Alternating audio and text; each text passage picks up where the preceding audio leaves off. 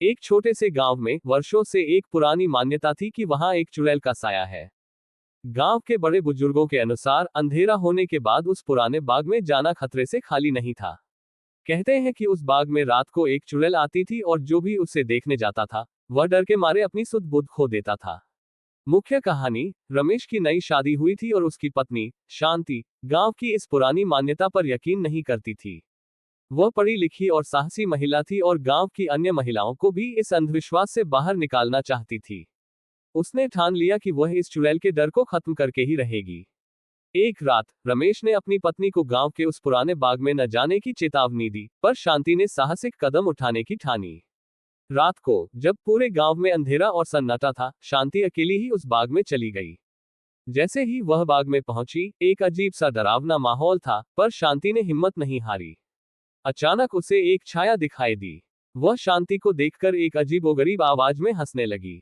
चुड़ैल की डरावनी हंसी सुनकर शांति के मन में थोड़ी घबराहट हुई, पर उसने अपने साहस को संभालते हुए अपनी मणि का ताबीज चुड़ैल की ओर दिखाया और शांति से बोली, अगर तू सच्ची चुड़ैल है तो मेरे सवालों का जवाब दे। चुड़ैल ने थोड़ा अचरज किया और शांति के प्रश्नों का जवाब देने लगी। दरअसल वो कोई चुड़ैल नहीं थी, बल्कि वर्षों से गांव में बदनाम एक महिला थी, जिसे गांव वालों ने अंधविश्वास के कारण चुड़ैल मान लिया था। शांति के साहस ने उसकी हकीकत को उजागर कर दिया।